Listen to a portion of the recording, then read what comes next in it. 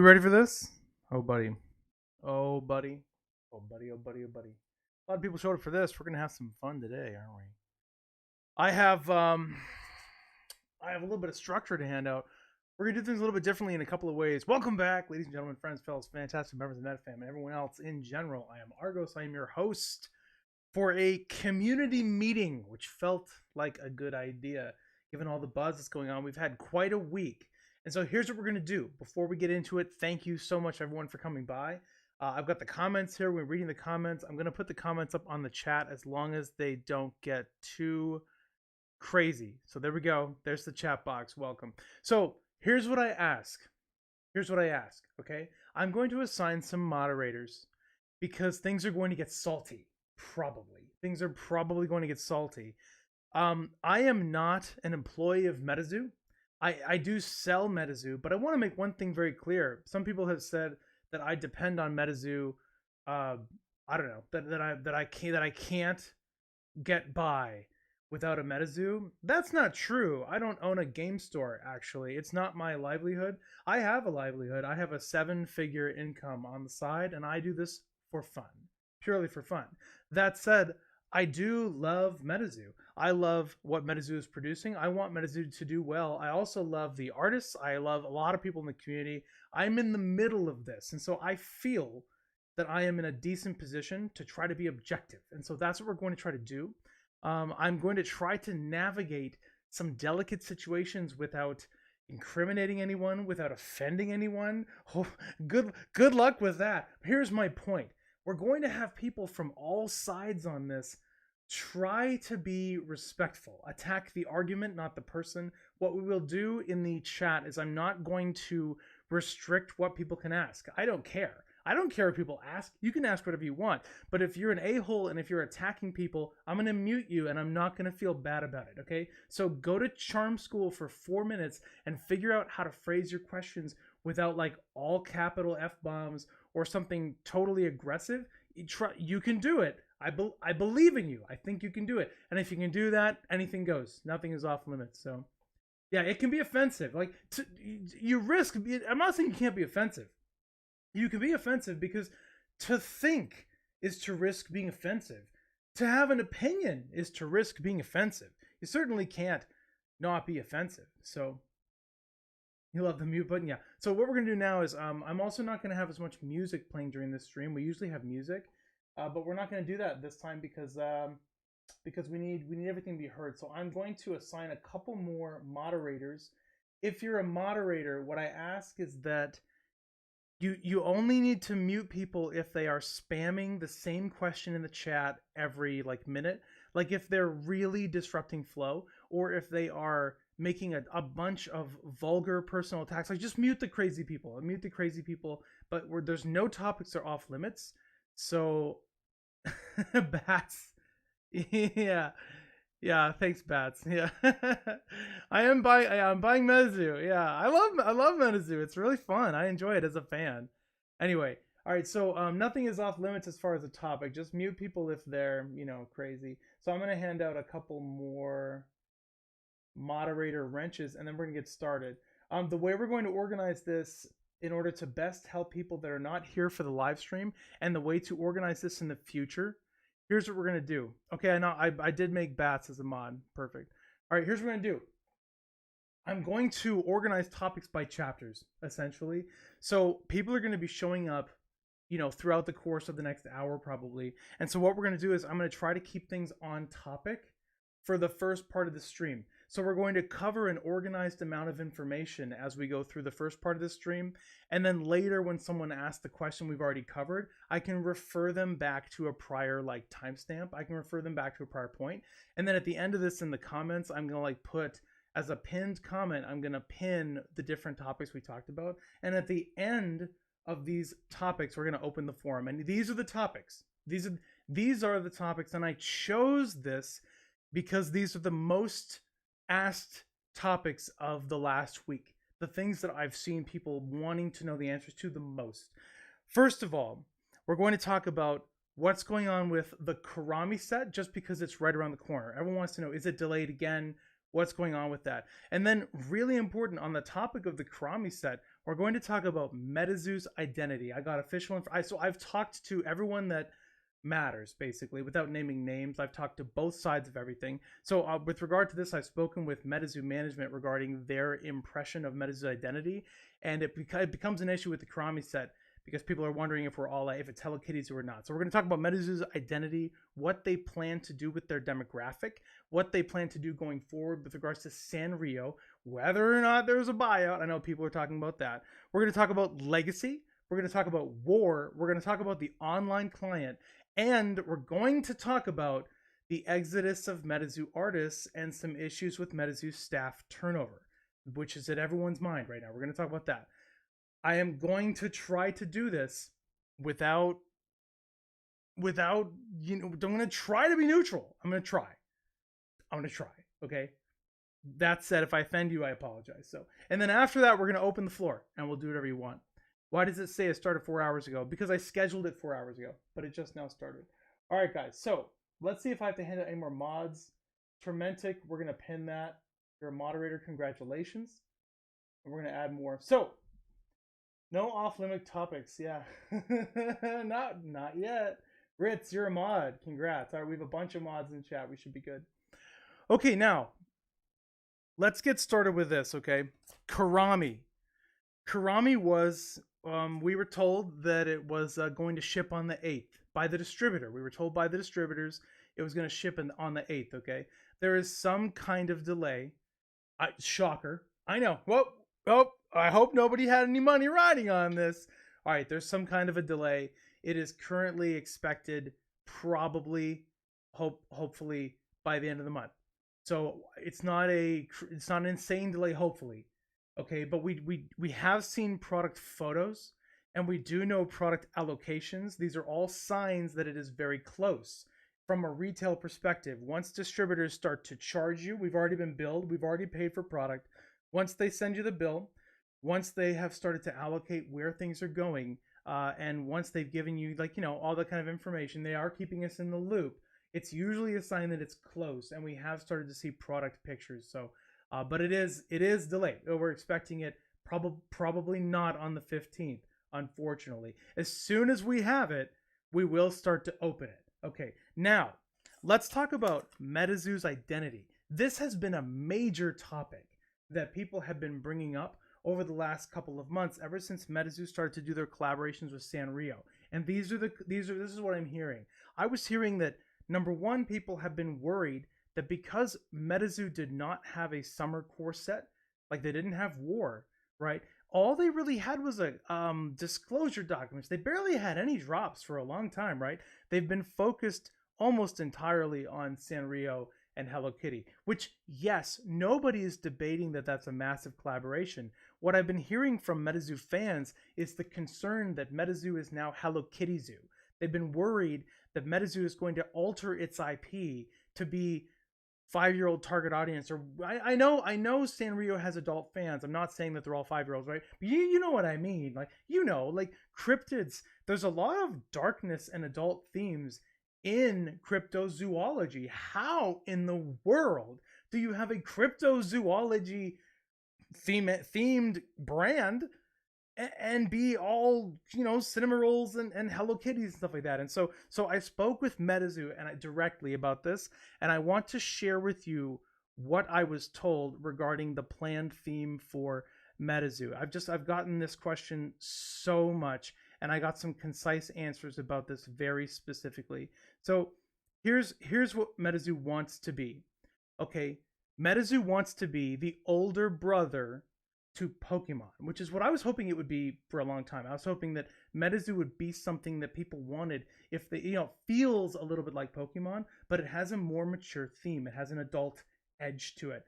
They want to be the older brother to Pokemon, kind of like Sega was to Nintendo. Okay, like Nintendo came out, a bunch of kids, but then there's like some older games and stuff that couldn't really roll with the Nintendo, so they went to like Sega, and then they started going to other gaming systems as well, like Xbox and PlayStation, stuff like that in later years. Okay, now that said, obviously MetaZoo wants to appeal to children.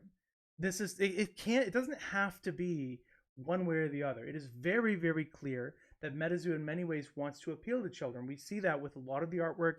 Also, children tend to look at what the older kids are doing anyway. So if MetaZoo is targeting like an age 13 and up audience, it's very likely that the kids that are younger than 13, maybe not as young as 5, but like 7, 8, 9, 10, are going to be looking at that stuff, wanting to do that anyway. So here's what MetaZoo wants, okay? They want to find the common ground that is somewhere between totally cute chibis, like, super cute, totally benign chibis, and black mass. You know what I'm talking about if you're a MetaZoo fan. They feel that some of those cards that came before, in specifically the Seance set and some of the older art, went too far.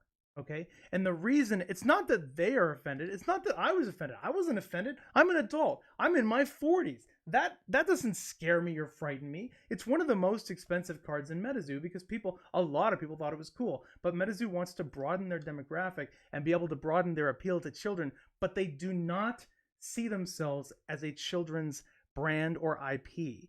What they want to do is they want to have this multi-generational appeal in many, many ways, but they want to have some adult, more mature themes, not as far as Black Mass, okay, because they want to be that older brother to Pokemon. Think like Harry Potter, like late stage Harry Potter. Plus, there's a lot of that inherently in crypto artwork. So I just wanted you to know this is not Hello Kitty Zoo. And this is even if Sanrio at some point, I'm not saying it is, if they add MetaZoo to their portfolio of IPs, they're not doing it. They're not interested in it to make it what they already have. Okay? They're doing it to try to make it into what they don't have. Just think about it. Sanrio doesn't need another Hello Kitty. Sanrio has Hello Kitty. It doesn't make sense to make Hello Kitty 2.0. And again, I'm not saying Sanrio's doing anything with MetaZoo. I'm just saying that MetaZoo is going to be MetaZoo, and it is the MetaZoo that we know. Now, the reason people are worried about MetaZoo's identity is because we haven't been getting MetaZoo products, right? We've been getting Hello Kitty products. And so now let's talk about the MetaZoo products that are coming up next. People have asked about Legacy. Legacy is the next MetaZoo product, essentially, that is coming after Karami's Cryptid Carnival. After that, okay? So Legacy is coming along. It is going to have some new cards in it, and it's going to have a lot of artwork that people haven't seen yet. So a lot of new art, even if we see it on some beasties we've seen before, you're going to have new cards in Legacy, some new cards, a lot of new artwork. Yes, it does have a broad variety of reprints from all the Cryptid Nation, kind of a love letter to all the Cryptid Nation sets, but you will have new cards, you will have new foil treatments, and you will have a lot of new artwork. So that's what you can look forward to with Legacy, which at this time is the last update we got was it's still planned on coming close after Karami, which could be December or January. Now, War is the next entirely new MetaZoo core set. It is still a theme. It will be MetaZoo themed. This is not a Hello Kitty War. It's not Karami War. It's not themed like that. Now, between Legacy and War, we have the mini set SCP, which is also, I did a video on that and I'll put it somewhere in the comments, but if you just Google MetaZoo SCP, you'll find it. It's also not a Hello Kitty themed set. Even if MetaZoo got taken over by Sanrio, SCP is SCP, and you're going to see teen themes and like adult themes, but it's not going to go as far as some of those other themes went in the past, like the card Infamous Black Mass. They're trying to find that middle ground. War is undergoing playtesting right now, and currently MetaZoo plans to drop War. I got official information on this in the spring or summer of 2024. So that is something you can look forward to. It's again happening after SCP. Now, in addition to those things, you're probably going to see other mini drops as well. We've been told hints of like a Christmas drop. Again, this is, it could be a collaboration. It could be a MetaZoo drop. Who knows? It could be like the MetaZoo's core cryptid theme or adult audience. It could be like a cuter, audience or whatever, like a younger audience. I don't know. But MetaZoo's core driving theme, its identity, is the older brother of Pokemon. They don't want to be a 5-year-old theme, which I think the MetaZoo core audience, which is 25-year-old to 40-something-year-old, predominantly males and females, right? There's like an older audience, should rejoice in that because that's what we love about MetaZoo. That's why we're here. All right, so now moving on. The online client is right around the corner. It's called Cryptid Clash. Closed beta starts at the end of the month. It's very soon. This online client will be going to the Steam gaming platform. So anybody who has a computer will be able to get on the online client. They're going to do open beta in late 2023. Again, it's on Steam. So if you want to participate on that, you can go download Steam. Downloading Steam itself is free. And then from there, wait for the information on the open beta, and anyone can participate in the open beta. The game Cryptic Clash, the MetaZoo online trading card game, is also going to go to mobile. Mobile open beta will be in the first quarter of 2024. And the reason it takes longer to do mobile is because you have to do different things to get to mobile. Now, some interesting tidbits about the online client. You will have a different meta in the online client than you will in the physical world, because the online client will not originally start with all MetaZoo cards. You're going to start with a certain pool of cards, a big enough pool to definitely play the game and have fun. And then similar to MTG Arena, you're going to expand that card pool over time. Okay, so you'll have, hang on a second. I just saw a comment. Oh, maybe MetaZoo Keeper. I don't know, maybe someday.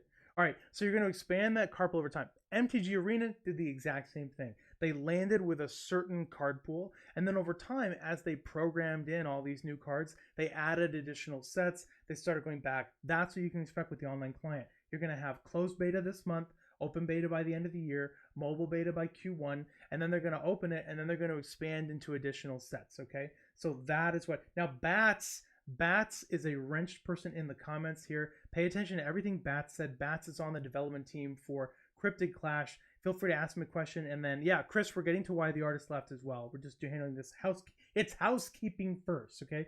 The online client will be monetized in the sense that you can purchase packs, but you can also just play and earn packs through like achievements and stuff like that. So you can play to earn, or you can pay to get packs, either way. And that's how MetaZoo monetizes the online client. It's an extremely similar style to a lot of other online clients, most notably MTG Arena. It's going to feel like Arena, essentially. Okay, there's our housekeeping.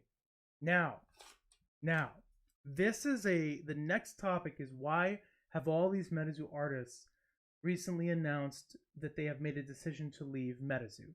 So what we're going to do is we're going to talk a little bit about turnover in MetaZoo, and then we're going to segue into why a reasonable volume of artists have recently said they're going to leave.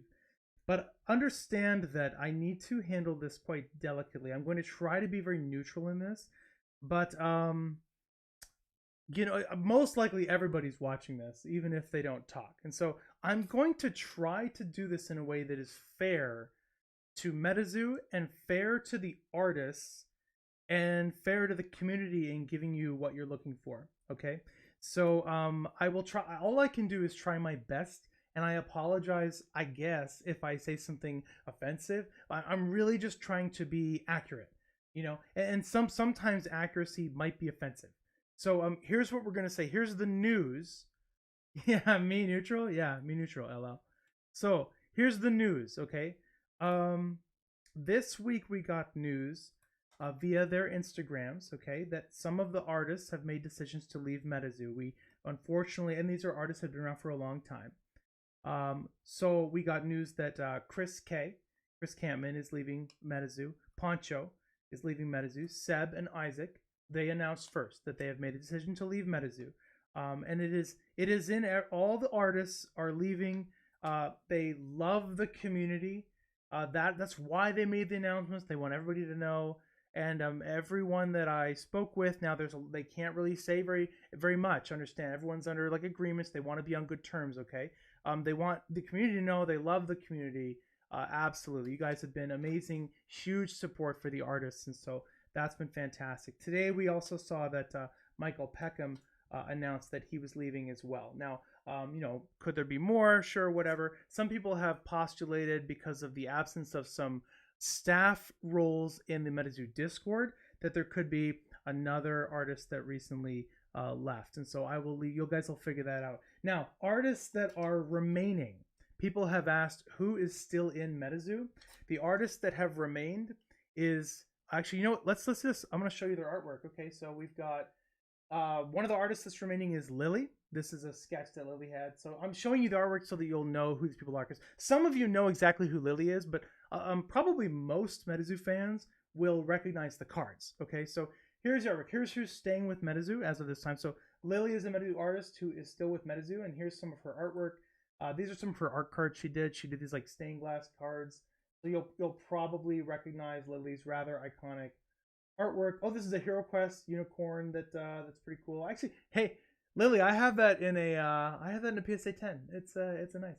All right, anyway, and then we have Afton is a MetaZoo artwork. She does a lot of really cute stuff. She did that chibi moth. So you have Afton is staying with MetaZoo right now, and this is some of her work. Oh yeah, she had that crazy grimoire from Salem. That was wild. We do have the Moth Mother herself. This is Kelsey. Let's do a zoom up on this. Kelsey is the mother of the. Wow, that's a terrible zoom. Here, let's get you guys that. Kelsey is the mother of this original Mothman. So Kelsey is still with MetaZoo, and she does a lot of really cool stuff. I'm gonna zoom out so you don't guys have to stare up my nose here. Let's get that camera just so I can get back over there. Kelsey's staying with MetaZoo. She's still with MetaZoo as of this time. So there's a bunch of her artwork. She did a lot of modeling too, like 3D models and stuff like that. That's interesting. Kelsey, what is that side project? So the Moth Mother is there as well. Yeah, and that's some of her work there. You'll recognize this. I didn't realize that was your artwork. That's one of the cool. This is a holo from HeroQuest 2.0. That's a really fun one. Anyway, there's Kelsey's stuff. So she has a lot of cool stuff. And then Jet Gates as well. So Jet, I have a fun little signed, I think it's like a chibi frogman from the Valentine set from Jet. Yeah, and then she also did a Dragon of Akanto Falls for like the Walmart blister. These are all artists you know. These are the artists that are definitely staying with MetaZoo. So we're going to, and then there could be others. Okay, like I don't know exactly, all the other details about who's going to be staying. I'm just saying those are 4 examples of people who are staying, and the other ones are examples who have left. Now, I could show you, of course, the artists who have made a decision to leave have a huge volume of notorious artwork. Pancho, of course, Isaac, Seb. I mean, these are all of them are phenomenal artists, and we love them, and we will miss their contribution to MetaZoo. A lot of us have met them at conventions, okay, and that's why people want to know what's going on. So here's what I can say. Some of this is information that I've gotten through third parties, or it's a little bit of conjecture. I've talked to as many people as I could, okay? But understand that people are under regulation to not speak a great deal, right? And so I'm just trying to be as fair as possible. So one of the misinformations that out there is some people have been saying that, can I make the sound a little louder? Yeah, sure. Like the mic. It's pretty loud, but yeah, I'll bring it up. All right. So one of the rumors that people have expressed, that some people have said that the artists were fired. That's not true. The artists left. They all announced on their Instagram they weren't fired. They all said that they made a decision to leave. So I don't really have to infer that. I just have to say, like, they made a decision to leave. Now, I have a lot of work experience. So do you. We've all been in jobs. So when you see a bunch of people leave at the same time, just think about your job. Think about what would cause, like, let's say you're sitting in a room with 10 coworkers. What would cause 10 people to leave at the same time? Right? Not that it was 10 for MetaZoo. I'm just saying, think about it. Think about your job. Would it be a shortened lunch break? No, that wouldn't do it. Would it be someone had to go clean the bathroom? No, probably not, okay? The most common reasons for a bunch of people leaving at the same time, okay, is a significant change in compensation. This, I'm just speaking in general. These are general terms. I don't know anything. I'm just saying. A significant change in compensation could do it, or a very significant interpersonal issue like management. Okay, so those are the 2 things that in my experience I have seen people leave all at the same time. So if you have that. So if I am looking at all of this, if I'm looking at what's going on here, that's on the front of my mind. So now that said, I'm not saying that all the artists left for the exact same reason. Some of them have different personal situations. Some of them have been sort of on their way out for a long time. looking for other things, but I am just saying, like, it cannot be really a coincidence that so many people left at the same time. So the other thing is that MetaZoo is now hiring new artists, right? They're looking for new artists. So they're looking for replacements. So the implication is when you have a lot of people who leave at once, and then you have an immediate posting to fill those positions, it probably wasn't planned. So we essentially have, at least not on MetaZoo's side, so that we have an unplanned exodus of a bunch of artists who chose to leave. So you have to think about, why would they choose to leave? And I don't know. I'm just saying it stands to reason that it either had something to do with compensation or management or both, because that's what I see when I look around. Now when you look at what we've seen this year, we've seen a lot of cutbacks in a lot of companies. We've seen Facebook firing a bunch of people. We've seen Amazon firing a bunch of people. We've seen all these huge companies. People are laying people off all the time. But again, these artists were not fired, okay? But it stands to reason, and again, this is just conjecture. It stands to reason that there was probably a pay cut. And I don't know about everything the artist can and can't do, but I remember last summer there were some restrictions regarding what the artists are able to do on the side, like selling other projects, stuff like that. And so my bet is that there was part of it was that there was a compensation decrease, and then paired with the limitations, that for some people that this made the job less attractive. But I also think that there was probably an interpersonal issue with like a middle management person of some kind, just based on what I'm hearing, and I think that's consistent with what I've heard with a lot of other people that have left MetaZoo. But I just want to say this now. What's going to happen is, in the comments, you're going to have two sides of this, right? You're going to have people who get mad at the middle manager when tough decisions are made. And so now here's when I'm going to play fair. I'm going to play fair, okay? Let's talk about the job of a middle manager. And some people in the comments are not going to like this, okay? The job of a middle manager is to make difficult decisions that piss people off. That's your job. A middle manager person has to hire people, has to fire people, has to decrease compensation and increase compensation. They have to tell people when they can and cannot work, and they have to tell people what to do. Okay? So it is very common for people to dislike a middle manager when they are told to do something they don't want to do, or when they're told what they can and can't have. And so that's a difficult situation for someone to be in. And I'm just saying that out of my own experience, having to make decisions that other people don't like. Okay, so the challenge from a middle manager is to be able to do your job without pissing everyone off, right? And I think you can see that. That is the difference, where if you can deliver difficult news, right, in a way where people understand that they are still valued, then that is the best middle manager. If you can say, look, I just want you to know I value you. I understand this is bad news. This is this. I really wish it could be a different way. That's what you want. And for some reason, it just seems like some of that TLC is missing. And so what you end up with is a lot of people who are upset at the end of it. And I think that MetaZoo needs to take, and I don't mean any particular person in MetaZoo, I mean the MetaZoo company needs to take a cold, hard look at whoever is making these decisions or having these sit down interpersonal, conversations with these staff who are leaving. And they need to look at that and say, what do we need to change? Now, it's possible that this could have happened, maybe would have happened no matter what, but I don't personally think that. I think it's possible there could have been negotiations, there could have been something, and it might have to do with the interpersonal skills of the person that is acting as the middle manager, because everyone's pissed off. Now, I don't know the details, though. It's possible MetaZoo just had to make some really hard decisions that no one likes. That's totally possible. It's possible MetaZoo was at a crossroads and they said, here's what we can do, here's what we can offer.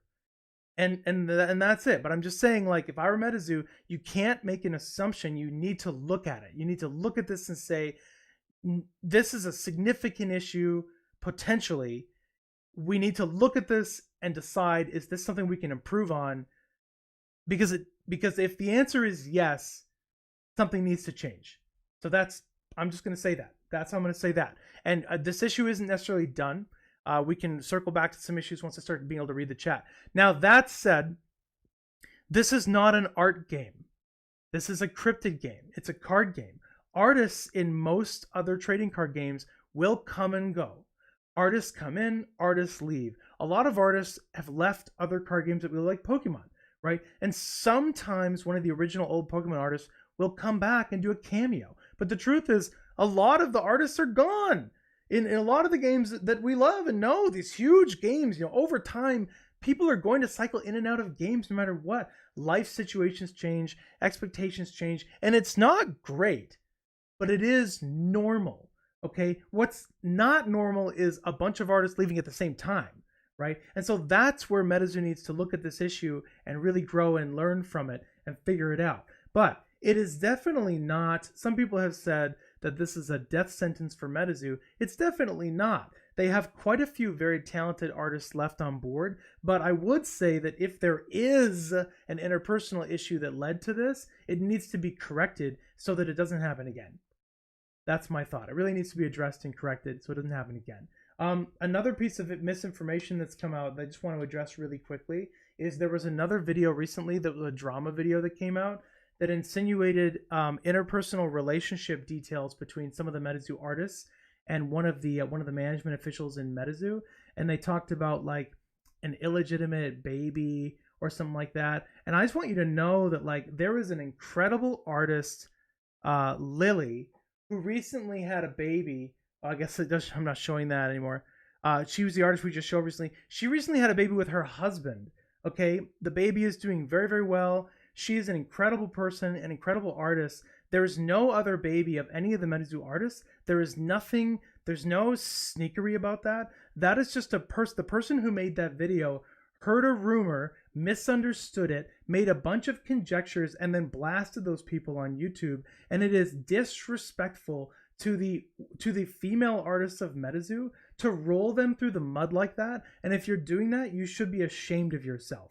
Okay, that is. I just want to say that to clear the air. Yeah, Team Lily. Lily is fantastic, and if you're trying to roll that around in that cesspool, then you're part of the problem, guys. So clean it up, grow up a little bit, and try to leave some of that stuff out of it. All right, yeah. Who thinks that?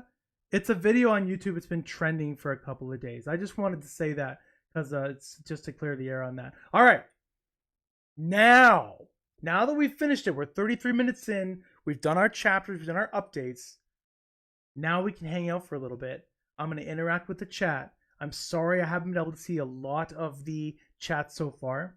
So let's see, what do you guys think? What's going on? We've got KFC drinks Kool-Aid. Yeah, well, it is entertaining. I get it. I think it's trying to be an entertainment channel. Just like keep it above the table, man. You're attacking these respectable female artists of MetaZoo, in a way that's like interpersonal. Like just back off of it. That's what I'm saying. Monster battle stations.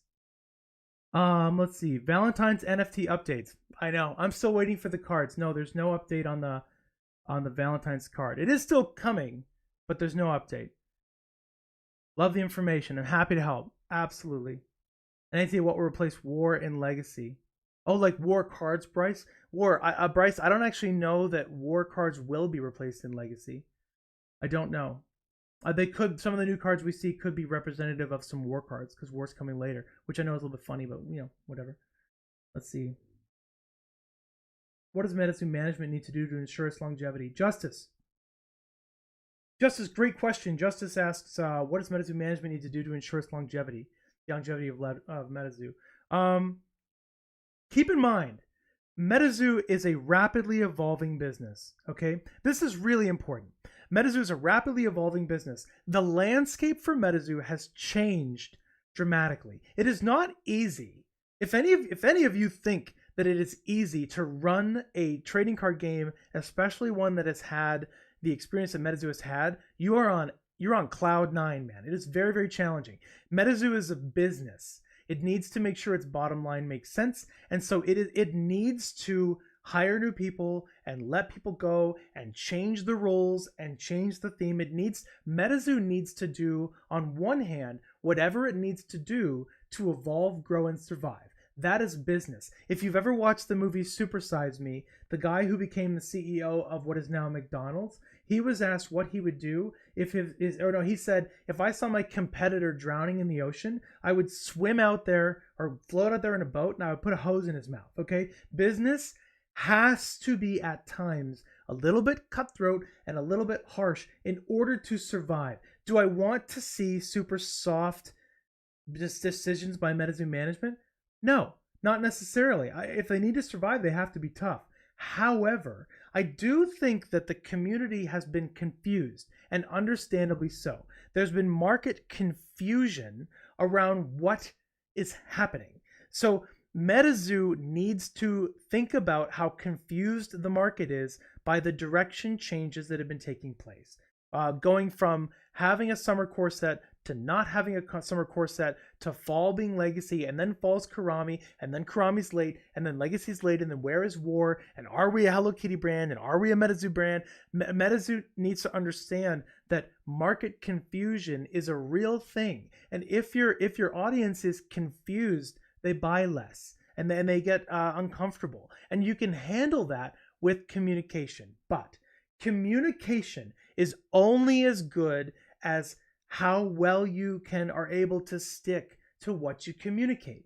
If you say something is going to happen and it doesn't happen, and that happens often enough, people will stop listening.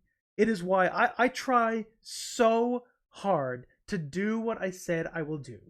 It's so important to me. Mods, pay attention and feel free to mute people if they're getting out of control. Okay? It is so important to me to do what I say I'm going to do. Because the only way that I have any value as a brand and as a person is because you're only worth as much as your word. Because people will very, very, very rapidly, they will start to disregard what you say, and then what you say has no value. So you do want to communicate with the audience regarding why you're doing things and what is happening. Official Loki card, you don't think it's confusion, you think it's pre-orders, aka 0% loans. Oh, that's a great piece of misinformation we're about to address. The 0% loan misinformation, we'll talk about that next. I'm glad you brought that up.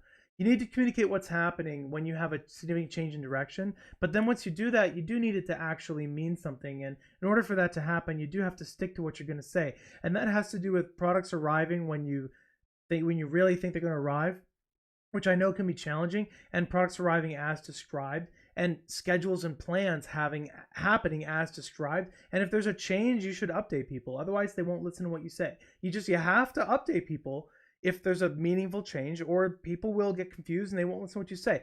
All right, official low-cal card game had a great piece of misinformation we're going to address here.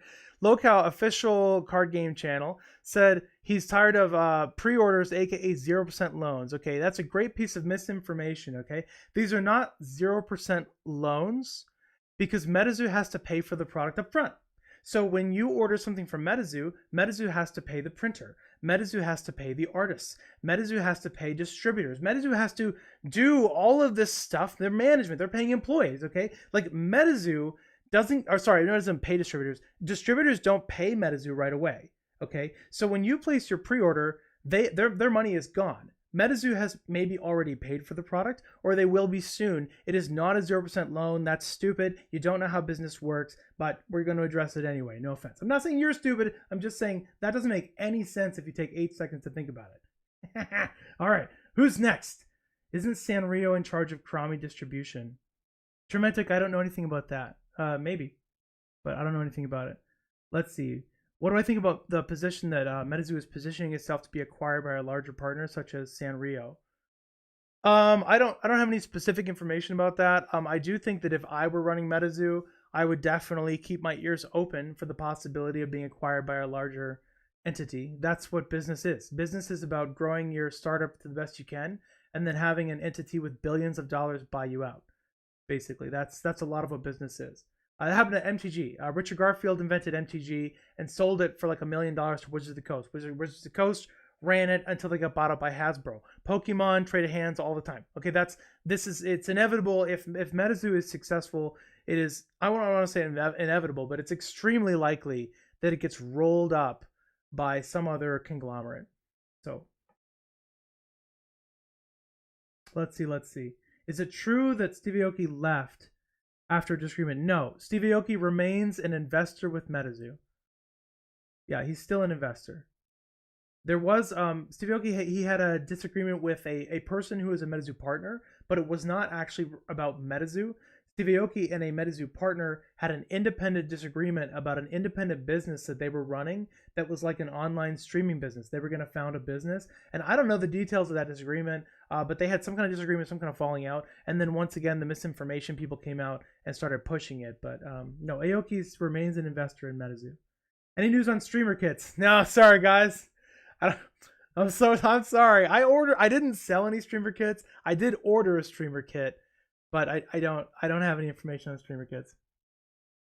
Do I think acquisition would be good for the MetaZoo brand? Would it lose some of what makes it special? I don't know, Hasbar. I think that change is scary. I think that people are always worried about change most of the time. A lot of people assume the worst until they're shown otherwise. Some people assume the best, but I'm just saying, like, a lot of people who are vocal assume the worst. So I do think if there was an acquisition, people would be worried, but then it would be okay. It's similar to other things. I think when Wizards bought MTG, the few people who might have known about the time were probably worried, and then it turned out okay. And when Hasbro brought Wizards, a lot of people were like worried that was the end, but Hasbro was able to take it and turn it into something much, much, much bigger. So no, I think if it were acquired, I think it would maintain its identity because it's a new thing, and that's the value. The value is it being a new thing. It's being what it is, okay?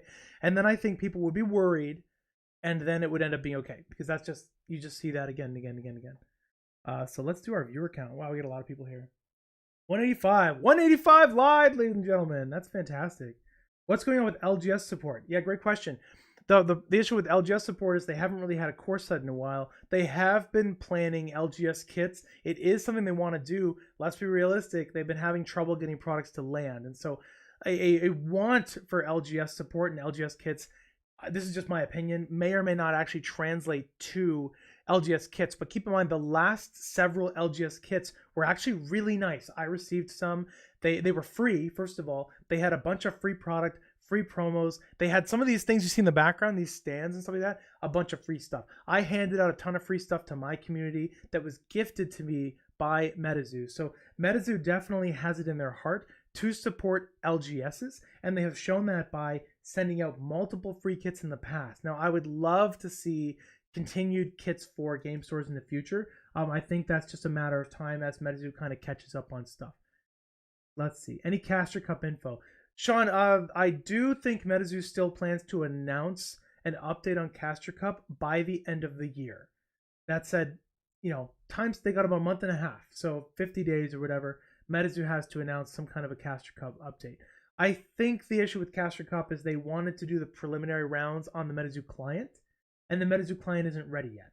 Okay, they talked about in order to make it so that everyone can have access to the early rounds of Caster Cup, and then when they weed it down, they're able to. Wow, Ryan Riffle, you're still on that same comment. Were you not here when I addressed that? I'm not going to answer the question again, but if you scroll back, you'll get the answer to your question. Yeah, so Caster's Cup, my understanding was they might be opening it up. And I don't know, this might not happen, it might not. They might be opening it up in some way to give everyone in the nation access to the preliminary rounds and then have the finals in some location. And to do that, it would require the client. And I agree with Ubistax. Ubistax says there's no way Caster's Cup is coming in 2023. I don't have any information on that, but I agree. I think it's very unlikely that Caster's Cup happens in 2023 just because we're so close to the end.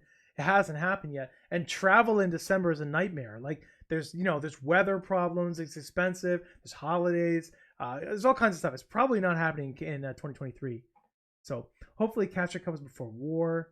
Yeah, maybe. They said they would return fan art cards after blah blah. What else we got here? I'm gonna read the comments. Pretty interesting MetaZoo discussed. A new theme. Yeah, Brian Garcia. Yeah. But they'll continue with that. MetaZoo is still considering, like, it's pulling in its middle of the road a little bit. It's not going to go as extreme as it did before, theme wise. You're still going to have some of the cute stuff for sure, appeal to children. But if their goal is like the older brother of Pokemon, essentially. Let's see. Just tell them to let me in the ivory tower. They do answer my questions, actually. Actually, the catcher, thank you so much. I appreciate the support. The catcher makes a comment. He says, "Just tell MetaZoo to let me in the ivory tower." I asked them a series of questions before coming in here, and they thoroughly answered everything that I asked them. It was nice. And then I also asked a lot of other people in the community questions to get, I asked a lot of people questions, and everybody helped me out. Everybody gave me a lot of information. So it was good. Is King Gary still involved in MetaZoo? He's here. Didn't you see him? Pika Collectibles, Gary King Pokemon has been in the chat. Maybe he can answer. I don't want to speak for him. I'm not up to date with Gary specifically with that regards, but he is here in the chat. So there you go. Peter says maybe I should be working for them. I'm so busy. I appreciate it. I love MetaZoo though. I would love to help them out in some official capacity if they ever wanted to. If they want an official spokesperson. Keep in mind though, then I might have to. I might have to moderate a little bit of my language sometimes. I wouldn't be able to curse as often in Oasis. I haven't been too bad, but you know what I mean? You know what I mean? Anyway. Obnoxious Nate, I put my faith in the zoo. Yeah, me too, man. Me too. Look, has it been a bumpy year? It has, but I want to point this out. 2022 for MetaZoo was a very challenging year with regards to public relations. But I want to point out, if you think back along 2023, it is you'd have to be blind to not see the improvements, okay? There's been very dramatic improvements with regard to public relations in 2023. If you're around for 2021, 2022, you'll know that. And all that happened was at a more professional approach, a more distance, but that's what it is, right? Basically MetaZoo evolved and became a little bit more like a more mature company, essentially, and that cleared up the interpersonal or the public relations issues of 2022. So 2023, the challenge has shifted to a logistics issue. I've been asking people if there were no delays, like if products were landing on time, what's your biggest concern? And almost everybody, all they did was they came back and they said, well, my concern would be native streamer kits. And then I'd be like, okay, but what if it was on time? And they're like, well, I'm still waiting for the NFT Mothman, promo card. And I'm like, no. Like, what if it was on time? Well, Karami's delayed. No. I mean, what if it was on time? My point is, like, very few people could come up with a meaningful complaint if logistics were fixed. And so that is the challenge. That is my gauntlet for 2024 for MetaZoo. You have improved so much with regards to public relations. Your challenge, gentlemen, is logistics. If you can deliver products on time as described, the community will have much less to complain about. They will just love the cards because they do. They love the artwork. They love the cards. They love opening it. They love MetaZoo. They just want it when they can get it. Now, on that note, MetaZoo recently launched their pre-orders for Secure, Contain, Protect. And some people noticed that the delivery date was estimated as 4 months instead of 2 months. Okay, and this is what this is. That is the first step of MetaZoo attempting to set a new standard. Okay, MetaZoo is attempting to go out there and say, okay, things have been arriving late. We know that now. It's been such a theme for the whole year. Let's give double the window. So instead of estimating 45 months or 45 days or 60 days, they're estimating 4 months for SCP. And they said, maybe it'll arrive a little bit early, but I would say perfect. That's what you want. Under promise, over deliver. And you see this in stock market announcements all the time. If you have professionally traded companies, they will come out and they will underguide the good ones, like Nvidia. Right? They always come out and they under promise, over deliver. Under promise, over deliver. Under promise, over deliver. And if you do that, people will love it. They will love it. But if you overpromise, underdeliver, it's a rot. It's a social rot inside people, and they will not like it. Any update on the Disclosure 2.0 packs? My understanding, Jordan, is December for those. You reached out to customer support, keep emailing them. If it's been more than 3 days or 4 days and you haven't heard back from customer support, email them again. That's the best I can do. Hey guys, try to keep it not super personal in the chat, right? Attack the issues, not the person, as best you can. Please do that. That's all I ask. You're doing a pretty good job. Most of you are doing a fantastic job in the chat. Thank you so much for showing up here and supporting this and contributing. Thank you for voicing your opinion, your stance. You are what makes MetaZoo. You know, my biggest position forever has been that the people who are complaining about MetaZoo, not all of them, but most of them are fans. The people who are complaining about MetaZoo are fans. The people who want the products to arrive on time are fans. The people who love MetaZoo are fans, right? Like, you don't have to fight each other. People who are mad and people who are happy, you're all fans. Like, some people don't mind if things are late. And that really bothers the people who do mind. You know what's funny? Like, a lot of people will order. I know from a fact as a retailer, I've already had over 700 boxes of Karami have been pre-ordered by people who don't care. You know, they don't care if it's a pre-order or not. They're not complaining about it. If you don't like pre-orders, don't pre-order, okay? But the people who don't mind pre-orders are fans, and the people who hate pre-orders are fans, and the people who love MetaZoo and are supporting it and are positive, they're fans, and the people who are negative and complaining, they're fans. We're all fans here, you know. Everyone can at least take solace in that. You know, so just keep it in mind. The next time someone says something that pisses you off, just keep it in mind that they're fans and they're here for MetaZoo. All right, let's see. Only hardcore fans will wait 4 months for a pre-order. Yeah, but Logan, great point. MTG has secret layers down to 2 to 4 weeks. Yeah, except they're 6 to 12 months late in 2023. Secret layers by MTG have been late many times. It's delay. This is the year of delays. Sorcery was delayed. MTG stuff is delayed. A lot of stuff is delayed. Hey, Booty Call, what's up? Welcome. That's his name. That's not a title. Just reading the name. My wife's down here, and I said Booty Call, so I just want to specify. That's just a username, babe. All right. Love doing fan art. Yeah, the fan art was amazing. Let's see. Pika, you're a fan, but a little bit tired. Hey, we have Chris K in the chat with a heart. Awesome. Chris, fantastic MetaZoo artist, fantastic human being. Thank you so much for coming by. Gary's in here still. Cool. Let's see. Argos, what would you say is MetaZoo's strongest quality right now as a TCG? Oh, yeah. MetaZoo. Why am I buying MetaZoo? Why do I love it? The strongest qualities of MetaZoo are, number one, the core theme is incredibly resonant. The core theme of cryptids has a massive innate fan base, and this is huge. This cannot be understated. Most of these other games that are coming out are trying to build their own IP from scratch. Do you have any idea how much more difficult it is to come out and create a whole new world and a whole new world of characters and try to convince people to fall in love with it? It's not impossible. People do it all the time, but it's way more difficult than having an extremely resonant theme like Bigfoot. Because what you're going to have is a bunch of Bigfoot fans that buy the card for Bigfoot, and then a certain percentage of them buy more MetaZoo stuff.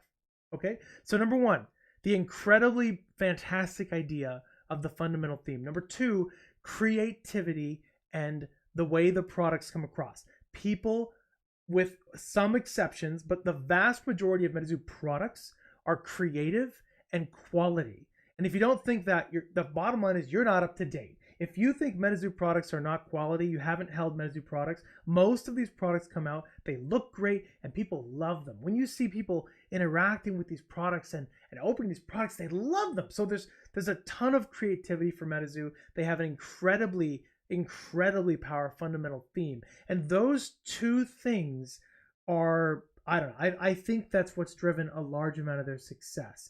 They also have, their theme is very broad and modern. It's not difficult for people to connect with. It's modern day. There's like cars and electricity.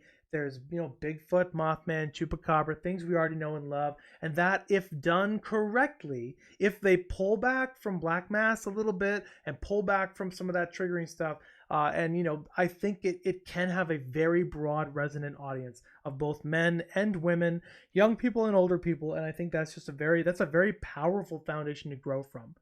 So MetaZoo's in a great spot for all those reasons. It also has great investors behind it, and smart people that have been guiding it. So Pee-wee, YouTuber Pee-wee Z in the chat. Thank you for helping to moderate. Sounds cliche, but I love the community. No, MetaZoo has a fantastic community, Pee-wee. A really, really good community. I love it too. It's why I'm here. I'm here. If it weren't for y'all, I would be nothing in MetaZoo. I just want you guys to know that I see that. It is only upon your shoulders that I can have a live stream tonight with 180 people live. So thanks for showing up. Let's see. Tax masters, we already talked about the artists. So what I'll do, tax masters and people who have questions that we already talked about, at the end of this live stream, I'll go back through and I'll pin a comment that highlights chapters we've already talked about so that everyone can find the information that they need. So Pika, what's up with the Texas TED drama? Yeah, so I can't speak. So here's what I can say about that. So Texas TED had one of his roles removed from Discord, and so people noticed that. Oh, Argos not mentioning TED is worrying you. Austin, it's not because of that. It's just because I'm talking about other things. Okay, so Texas TED had his roles removed from Discord, and what this has done is it has triggered a wave of speculation. So here's what I can say about it. I just want to point out that the vast majority of the people recently who had their roles removed in Discord announced that they had made a decision to leave MetaZoo, and Texas TED has not. Okay, so he has not. So there could be some shuffling, there could be some reorganization, but Texas TED has not made an announcement that he has left MetaZoo. But I will leave it at that, and I'll leave it up to if because out of respect for TED and MetaZoo, I'm not going to talk about these things. They will, just like the artist did. If there's something that someone wants to say, they'll say it. But I have noticed a lot of very community-focused MetaZoo building posts by TED on his Instagram very recently, including like this weekend. So if you're worried about TED, he's still alive. He's still alive. And Nick, what are you talking about? No, Nick, don't do that in chat. I didn't say that. I love you, Nick. Don't say that. That's not what I just said. Oh my God, I know. Thank you, Hamburger. Nick, it's the opposite of what I said. All right. Oh my gosh, you guys are so funny. All right. So just wait for it. Yeah, go check out his Instagram. He's been saying a lot of positive things about MetaZoo, so that might give you a hint. All right, let's see. What else do we have? What are some good topics? What do we got? What do you guys want to know? What can I help with? I hope this has been good. Do you think the town hall has been useful? What do you guys think? I have the luxury of being able to speak a little bit more freely than a lot of other people. Sometimes keep in mind, sometimes there are things that MetaZoo, even as a company, wants to say and can't say because of non-disclosure agreements, because of business agreements, all kinds of stuff, because they don't want to misspeak, because they don't want to be wrong later. Because if they say something today and it doesn't happen 6 months from now, everyone will screenshot it and post it all over the internet, and then they're held accountable. But it's easier for me, and so I'm trying to help clear the air and help people understand what's been going on. So, any update on 3rd anniversary? Not that I know of. So, Chris says Texas TED was at his house on Wednesday. He had mac and cheese, and he's living his best life. Still alive! MetaZoo Mana says, buy the dip. Nice. Do you think step away from Collecticon is a good play? Same, they have not stepped away from Collecticon. Same, MetaZoo has been at like almost every Collecticon for the latter half of this year. So they've been at a ton of Collecticons. Let's see here. Mini cards update. Oh my gosh. Big C. The update on miniature cards is I need that in my life. And I need it yesterday. Those things were so fun. Here's all I can say.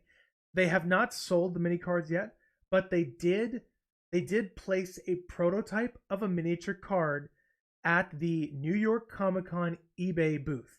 Okay, it was in a case. There was a prototype of the mini card. I could be wrong, but I don't think they would put a prototype of a product on display for something that they did not plan to do. I'm going to leave it at that. You can make any assumptions you want. Same, yes. Yes, same. I can help provide clarity. Same. MetaZoo did at some point announce that they would be stepping away from Collecticon. Here's what they meant by that. Okay, they have reduced staffing at Collecticon.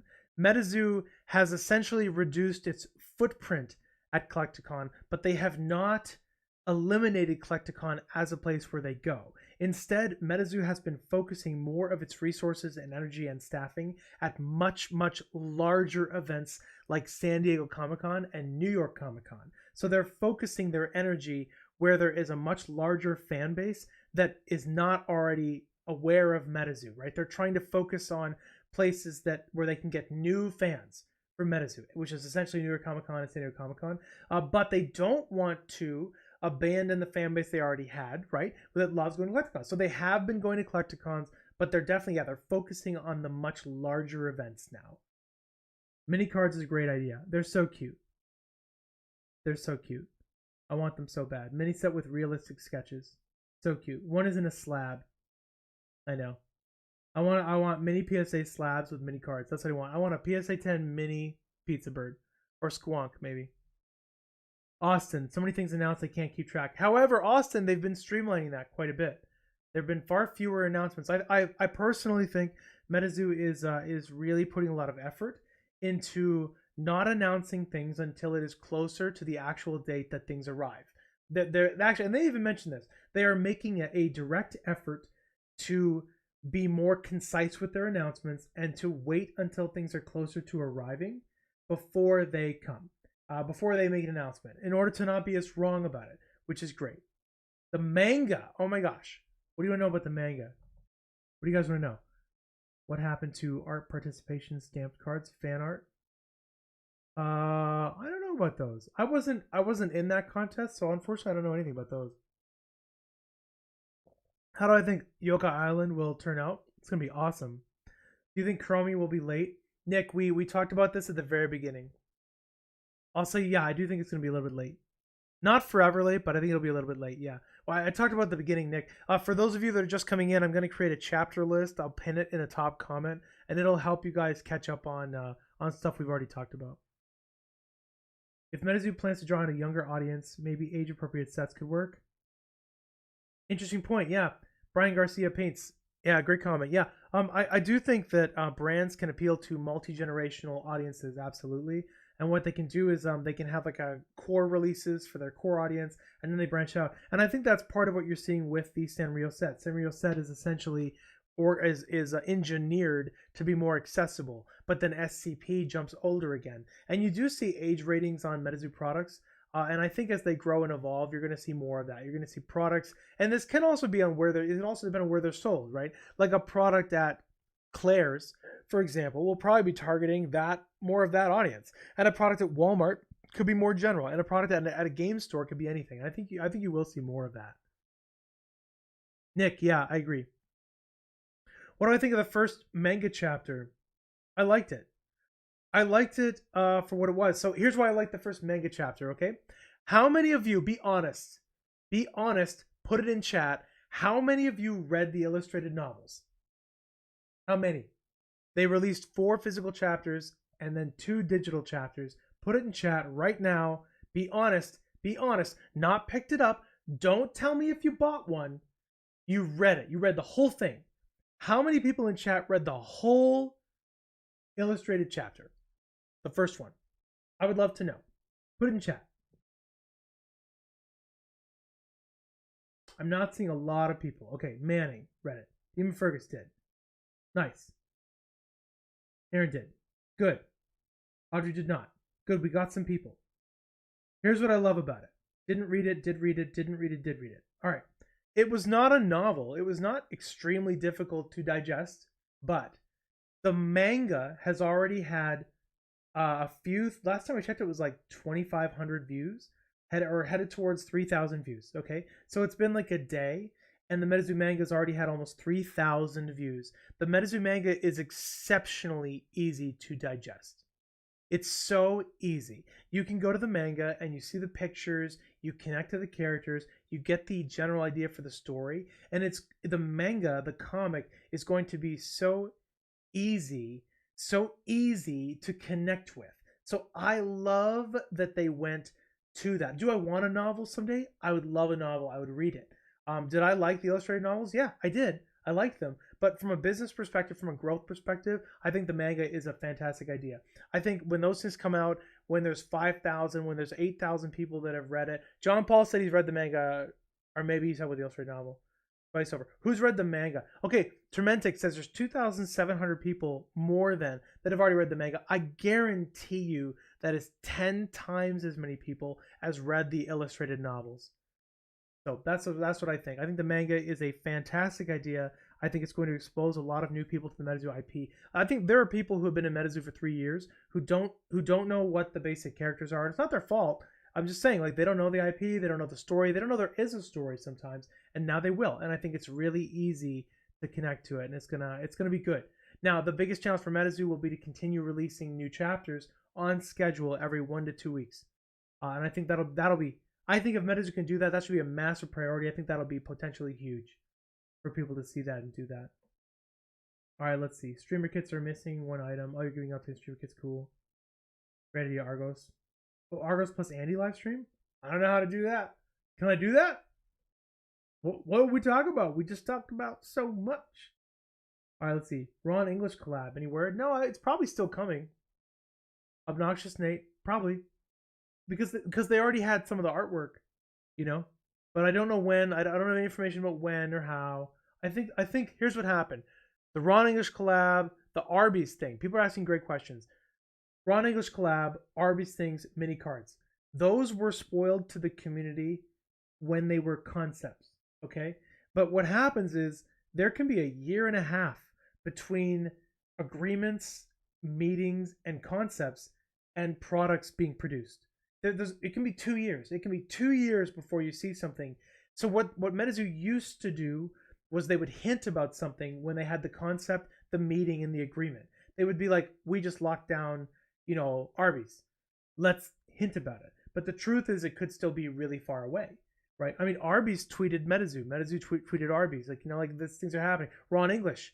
That can be a thing that's still in the works. But we heard about it right at the beginning. And so that's one of the reasons why MetaZoo has been more silent lately, is because they're trying to not do that. They are doing things. They're having meetings, collaborations. They're working on all this stuff. What they're trying to do is not tell the community about it 2 years in advance, which makes a lot of sense because then the MetaZoo community is like, where are these things? Well, now we know that when we hear about things in the future, it's going to be closer to when they actually land, which will be good. I think it's a great move. It does lead to a period of catch up, however, a period of silence, relative silence, where we don't hear as much, and then we're going to catch up, right? And then it's going to be probably more frequent updates on things. What about the anime? Yeah, I could be wrong. I don't think the anime is coming anytime soon, necessarily, but I could be wrong. I just don't want to think it's coming tomorrow. That kind of stuff takes time, I think. What was the last MetaZoo event I attended? Gosh, I don't know. I have a 3-year-old who is extremely challenging. I have I'll just say, some of you already know this. I have a 3-year-old who is diagnosed with autism. He's speech delay, and he's been incredibly challenging for my wife and I, and it has severely restricted my travel in the last 18 months. So I've been focusing more on being home for my family and supporting my family and not going around the country to events. As much as I would love to do that as much as possible, it's been challenging. So as my son gets older and kind of catches up for things, then it'll be easier for us to go to events, and I look forward to seeing you guys again at events as soon as I can. So let's see. You want to hear why the artist left? Zach, we talked about that a long time ago. Zach, what I'm going to do for people like you that are coming in to catch up is I'm going to create a chapter list, and I'm going to pin the comment at the top, and it'll say these different topics, and then you can jump to it at the end. That way you don't have to search a 2-hour live stream or something for the information. Let's see. You want to know what the competitive scene is looking like? I don't know about specific places. Esther Ellis, I would say it's been growing in some places and decreasing in some places. I do think that overall MetaZoo peaked in its consumer base around shortly after Wilderness, and then it boomed. Nothing goes straight up. Okay, so all these games will grow and decline over time, and they have boom periods and bust periods. And so MetaZoo boomed from before the Kickstarter, right? Basically, it boomed, or before the Kickstarter landed. I mean, it started to boom right around like what was that, March 2021. Okay, so MetaZoo boomed from March 2021 to about April of 2022. Huge boom, unprecedented, insane boom. And the MetaZoo's been in kind of like a decline. Some would say consolidation, some would say decline from that point through now, essentially. And so with that, you have some drawing out of the competitive base and the collector base. A lot of indications would say it's been running sideways now for quite some time. So I do think it is below its peak, but I also think it's been running sideways for quite a while. And I can tell this based on interaction with social media, orders from my store, events that some of my friends that own stores are hosting, clicks, views, and stuff like that. I would say we're running sideways for quite a while. All right, let's see. What else we want to know? What did I miss? What did I miss? Some hero of the evening. Oh, Campbell, thank you. Thanks for coming by, man. Thanks for wishing me a great night. I appreciate that. Let's see. You'll be attending the fan art contest? You will? Brian Garcia. Good luck, man. Oh my gosh. Hey, did you guys see this artwork behind me? This Mothman behind me is the artwork of Brian Garcia. He's there in the chat. He's there in the chat. He's going to enter the fan art contest. Good luck to you, sir. Wishing you the best of luck, my man. All right, let's see here. Yeah, TCG Warrior, LGS owners and a lot of people are tribal. They're into what they're into, and they get weirdly tribal. Like basically what you said. It's weird for a store owner to not sell something that someone wants to buy. Just think about how crazy that is. Like, if I were a store owner and someone's like, if you stock tuna sandwiches, I'll buy one. Like, I would just be like, when will you buy one? I'll be like, they're like every Sunday. I would like have one to sell. So it is weirdly tribal, but that's how LGSs are. Game stores are into their thing, and sometimes they will refuse to carry certain things, and it is frustrating, but that's just par for the course. And it's weird that a store owner won't sell something that someone wants to buy, but it's good business for me because then I get to have a virtual LGS and connect with you fine folks, and I welcome all of your support. Headed my way when your LGS owner decides to be weird about selling MetaZoo. They'll come around someday. All right, let's see. What do I hope to accomplish with the town hall? I just wanted to address all the things that I addressed at the beginning: logistics, war, the artists turnover, possible reasons for that, the online client, what's happening with MetaZoo's identity. I kind of said it at the beginning, basically. And then I just wanted to open forum here at the end and see if we can learn anything else. We need a hero to host a tournament and play some Caster's Cup. I need more pumpkin spice Argos. Do I? Did I mention a second wave Hello Kitty set for Valentine's? I did not. Yeah, I did not mention that. Snakes and Sparklers, nice. Why do you think MetaZoo Games doesn't have their own YouTube channel control the narrative? Oh, great question, Brandon. Brandon, you mean like a spokesperson? I don't know. Why doesn't MetaZoo have a spokesperson? I think the reason is because they've been using Discord. I think so. I think they've been using Discord and they've been using Facebook, Instagram, and Twitter to post things, which is quite a bit. Facebook, especially Facebook, Instagram, Twitter, that's much more public. The Discord's good, but it's very good they put it on social media as well, and they've been posting their updates on those things. So if you don't follow MetaZoo on Facebook, Instagram, or Twitter, I highly recommend you do, because then you're going to learn a lot of things. As to why they don't have someone doing video announcements, I assume it's probably a small staff because it's a new, smaller company, and the bigger that they expand ahead of themselves, it's just more cost, So they probably look at cost benefit, and my bet is they didn't see an official video spokesperson as something that they need right now. But maybe as the company grows and evolves in the future, that might be something that they would look at bringing out. Also, okay, my wife has a point. Also, at the moment, I'm doing it for free. So they don't need one. They've got me. Darn it. All right. Let's see. Let's see. I should be. Oh, thanks, guys. They need to hire a community manager. Community managers can be helpful. Yeah, they do have somebody managing their PR notifications, like through their posts through socials and stuff like that. They do have something like that. But anyway, MetaZoo is evolving and growing and changing and shifting. They're doing everything they need to do to become what they want to be, and what they want to be is something very great and very large and very big and very widespread. And it requires change. It requires being able to shift positions. It requires bringing in new people and shifting away from other people and bringing in new ideas and shifting away from other ideas and change. You have to change when you need to change. That's business. So I would expect that in the future, if and when they can bring in a community manager or like a public relations person, I expect they would probably do it. Most companies do at some point when they're big enough to support that. Let's see. All right, what else we got? Oh yeah. Joel says you can't put a price on my independence from the company and ability to speak freely. I know that would be my only concern. The problem is, yeah, he's totally right. Just keep in mind, if I were a spokesperson for MetaZoo, I would be beholden to MetaZoo, just to some extent, and I wouldn't make nearly as many mistakes. I'd have to be much more polished. So savor these moments, friends. You're taking the risk. Mason. Yeah. Mason. Thank you for being here. Mason has a great point. On the topic of LGS is carrying new games.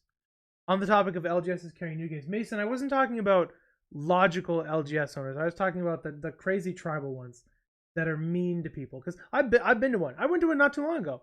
It was in, I'm not going to name names. It was in Sioux Falls, South Dakota, okay? And I walked in here, and a friend of mine went, Mason, a friend of mine and I went into a game store in South Dakota, and we were going to sit down and play MetaZoo, and the staff laughed at us. They were a-holes, and we'll never go back. We'll never go back. You know what's funny? We play other games. We play like Magic. We would buy things from them. We would buy other products from them, but they were tribal, facetious little a-holes. And so they lost customers. And so that's who I'm talking about. I'm talking about LGS owners that will probably become one of the 70% that go extinct in 7 years. Not smart ones. Mason is a seasoned LGS owner, and you should go and check out his channel. Absolutely. His name's here in the chat. Mason has a great point. An LGS owner has to have cash flow considerations. You need to be strategic about the products you're buying and the volume you're buying. You need to look at all things considered. And there is a lot of competition regarding what you're going to buy and what you're going to push. There are a ton of brands that are trying to compete for your shelf space, right? And so you cannot be restrictive or punishing of these people. You can't. And yeah, the market might not go the way you want, and the stores, some of them might behave in ways you don't like, but they need to be free to do what they need to do to survive, because it is difficult to make it as a game store, as a brick and mortar game store. It is not easy. It is difficult. It requires difficult decisions. And so things like, unfortunately, things like pricing controls that are really, really, moderated, or like membership fees or anything like that, are basically non-starters for most game stores. Fortunately, I will say that although MetaZoo experimented with that during the boom, they have it seems like they have completely backed away from that. They've been much more accommodating to game stores. They've been encouraging like learn to play. I do know that it would take time for game stores to adopt it, but they could if they wanted to adopt it, and they won't see the same kind of like regulations that they saw in the past. So why does MetaZoo try to restrict partners to be MetaZoo only? Do they? MetaZoo Oval, I think that's fake news. I don't know where you heard that. Yeah, actually, well, you don't have to say where you heard it. That's fake news. The vast majority of MetaZoo partners are involved in a ton of different things. So most of them are game stores that are running events for a ton of different games. And then even the ones that are streamers, they're on Whatnot selling a ton of different things. So that's not accurate. All right, let's see. You're a newbie. Ivy.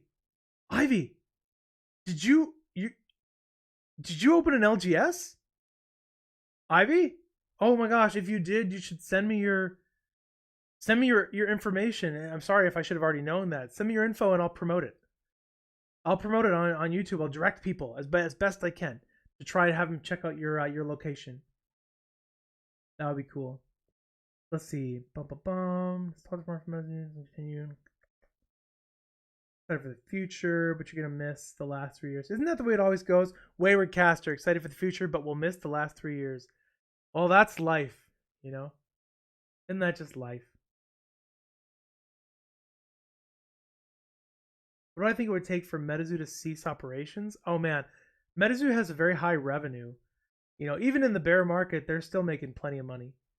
I mean, they have high expenses as well. They're investing in growth and promotion, huge displays at New York Comic Con and SDCC. I'm not saying they're Scrooge McDuck swimming around in a vault. I'm just saying like they have enough money to keep going and evolve, and they're just investing it in their own future. So what would it take to shut down completely? I don't know, like a meteor, probably something like that. I mean, these are extremely dedicated people. Like you've seen them; they are like motivated to turn this into a big thing. So I don't think anyone, and nobody over there is thinking about closing the doors. They're full speed ahead. They I actually had them reiterate that today. I checked into that. They are full speed ahead, absolutely. Let's see. Beep beep beep beep beep beep. All right. Your opinion on legacy reprints? Oh, it's a great question. MetaZoo Menace. MetaZoo Menace asked a question. What is my opinion on selling a reprint set when the sets that it is reprinting are so far under market price, with the exception of native, when they're under wholesale price on secondary market? That's a great question. There's DN Boy and Ryan Riffle still with fake news. Can someone mute people that do the no, maybe not. It's so tempting. You guys, I'll try to let's do well, we won't do it. We won't do it because everyone should know by now. All right, let's see. Why do I think MetaZoo turned away from the edition model? Yeah, I know. That's a great question. All right, so MetaZoo used to just print what they were going to do: first edition, second edition, and what they're doing now is they're printing a first edition, and then they have like a big box edition and like an eBay edition. It's just on a whim. It's just what they decided to do instead of like, because here's why they did it. If you look at Pokemon fans do everything they can to figure out when the editions were without just knowing. Okay, so Pokemon fans are like, okay, this is shadowless and this is like not shadowless, and this one was printed in Norway 6 months later, and you can tell because the cardstock is slightly different, and this one is this. Okay, so like it shows that the fans maybe wanted to know, and so MetaZoo's like, let's just remove the ambiguity, and we'll just tell people exactly what we're printing and where it's going. And it's honestly, it's as simple as that. This is the eBay print. This is the first edition. We printed it first. This is big box, and now in the future, there's no ambiguity. Everyone will just know. So that's why. Let's see. Here for the beans. Here for the beans. MetaZoo babies. Here for the beans.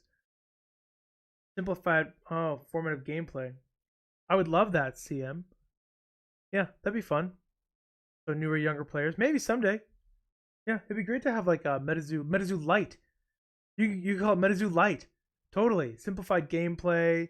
You could only have like, you could release like little sets with like fewer traits and fewer status effects and stuff like that. I think that would be okay. I would assume it would just take time and evolving. Let's see. Any info about which artists have work on Karami's Cryptic Carnival and Legacy? Well, which ones? I don't know specifically which ones, but probably all the names you'll know and love. Yeah, we talked about streamer kits. No, unfortunately, again, guys, do you know what? I have someone on the side who is keeping track of every single time somebody asks about streamer kits, because I knew it would come up. I don't know anything about streamer kits. I didn't sell any. I ordered one. I'm just waiting. When's the next live stream? I don't know. Is it true the Sanrio deal? There's no more Pink Club. The Sanrio has nothing to do with Pink Club. Those are two totally different things. And I would say that with Pink Club, with regards to Pink Club, there's no more Pink Club until there is more Pink Club, right? That's all that means. Oh, Mason.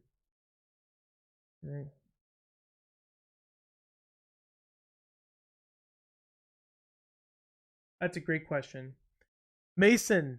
Mason asks, okay, why do you think MetaZoo never made curated two-player starter setup for two people to learn the game in an easy-to-play manner? I don't know, Mason. That sounds like a great idea for a product. Mason has a lot of experience in this as well. This should be something that MetaZoo should do. So let's see. Mason, what would that look like? Would it be two decks that are designed, I suppose, to be fairly even and fun, with like fewer traits and fewer status effects, like simple to learn, and then basically just designed to go together, and then with simplified just like a very like a brand new sort of like rule book and stuff like that. Is that kind of what that would look like? Just really approachable, bread and butter. Let's sit down and let's just like in a simple way just play MetaZoo. I think that would be fantastic. A really great. You know what that would be great with, Mason? The Karami set. They didn't make any theme decks for Karami First Edition right away. That sounds like a really great product for the Hello Kitty Karami set, like an intro basic 2-player thing. They can put it in Claire's or something like that, and in game stores as well. If there's anything else you think it should have, please message me or say it in here, and we'll talk about it. Let's see.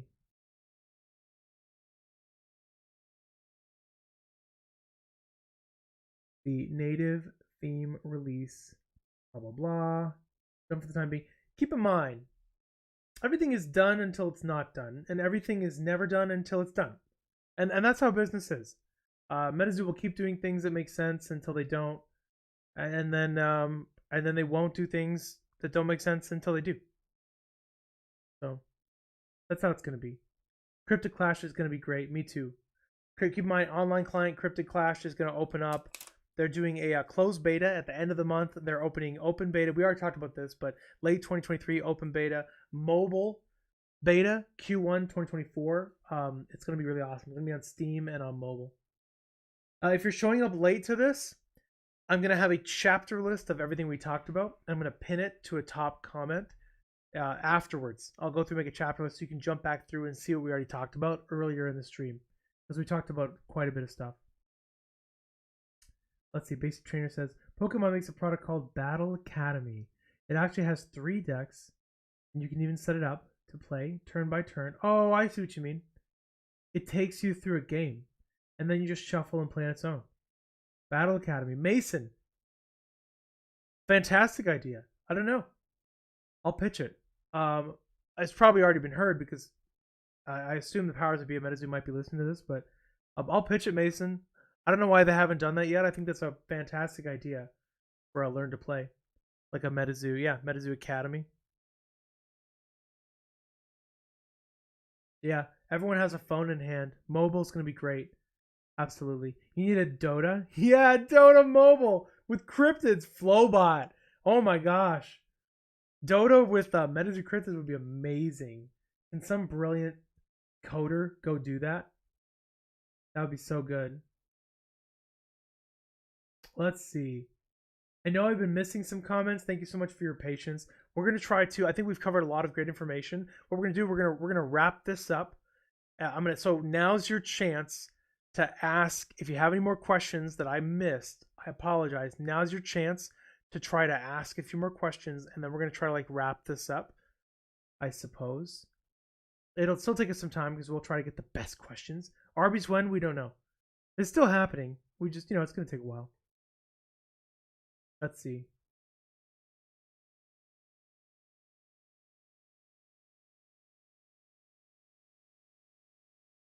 Scott, I see your comment. That's good to know.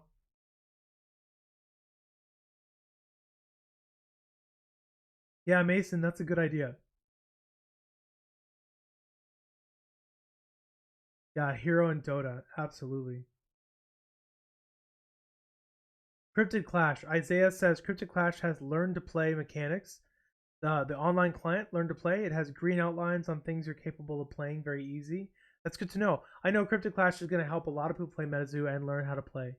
It automates a lot of the processes, and the goal is to make it very approachable, very simple, very playable.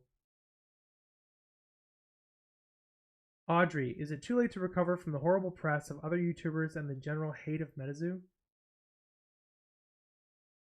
Yeah, it's very popular to hate and to spread misinformation, unfortunately. Misinformation feeds on your emotions. So if you follow, just keep in mind, if you watch some of the YouTube channels where they take particular pleasure in spreading misinformation, just keep in mind that they're just playing to your emotions. And once you determine that a YouTube channel is full of misinformation, it's up to you to keep going there or not.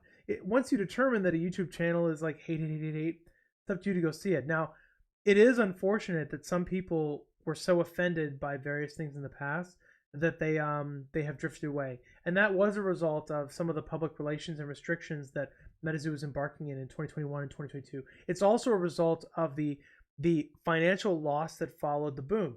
Keep in mind, MetaZoo itself did not create the MetaZoo boom. MetaZoo didn't force their products to go up to $12,000, right? But a lot of people are upset, angry, despondent, whatever, if they bought MetaZoo products at a high price that went to a low price. And so it's not MetaZoo didn't have nothing to do with it, but keep in mind, it's not entirely MetaZoo either, because these people that are angry, some of them have very significant financial losses that were caused by speculators, stonkers, COVID bubble, stimulus money. It's a little bit complicated. So here's what I think, Audrey, to answer your question. I think MetaZoo needs to survive through a period of time where a lot of the stonkers are gone, and they can expand the fan base of people who just love the game, right? That love the brand. The idea now for MetaZoo is a fan base of people who want to open cards for the cards, not because they think it's going to go to the moon. And I think high interest rates are here for a while, and I think stonkers are going to start to fade away. And my hope is that some of the anger will fade over time as we get more distance from the financial losses of the boom and the bust. So that's kind of what I think. I think it'll take time. So I think they can get away from it, but I do think it's going to take time, and they're going to have to distance themselves from the boom and the bust that was the monumental origin of MetaZoo. So, Basic says, what would you tell the fans that feel genuinely let down? Basic, do you mean by product delivery? Or is there anything more specifically that you can help me out? I'd love to answer your question. I just want to know, do you mean like regarding like waiting for products? Like you don't have to name everything, but like what's your biggest thing? So, all right, see you, Preston. Thanks for coming by, man. Isaiah. No, you're right. Isaiah has a great point. MetaZoo won't be the same without the artist Poncho. It won't. It won't be the same. Poncho's phenomenal artist. Absolutely. And so were the other ones that left. But here's what's going to happen. This is the truth of it. There will be a period of change, and we will celebrate the time we had with the artists that we had, and then new artists will come, and we will fall in love with those artists. And then at some point, an artist that we love in the future will leave for whatever reason, and we will mourn that.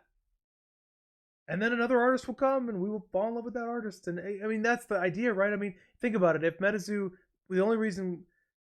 is around for 30 years, or 20, or 15, or 10, or 7, you would never expect everyone to be around. I'm not saying it is a loss. I love Poncho's artwork, and everyone else that did their stuff. I love it, and I will miss it, and it is meaningful, So that's all I can say about it. Yeah. All right. Umbrella question. Oh, any aspect. Let down. I would say this. Basic trainer.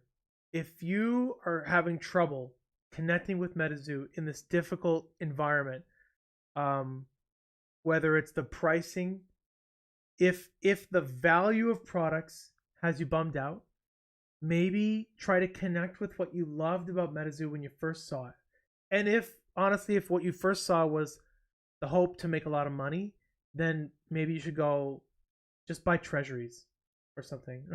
Put your money in a high yield savings account, make 5%, right? Like if that's your goal. But if you connect with MetaZoo in some casual way, then go to that. If you can't stand waiting for product, stop pre-ordering. Because the most important thing is that MetaZoo fans are content with their personal situation. And if you're gonna get pissed off from pre-orders, don't pre-order. Wait until things are arriving more consistently. Just wait. The products will be around, and just wait. And then you don't have to be those people that feel let down, And if you're bummed about the prices, just don't worry about the prices and just open what you love. Collect things for cheap. That's me right now. I've been looking at the things that I love that I wouldn't have spent money on before, that now I hardly have to. And I'm just connecting those things, certain cryptids, certain old sets and stuff like that.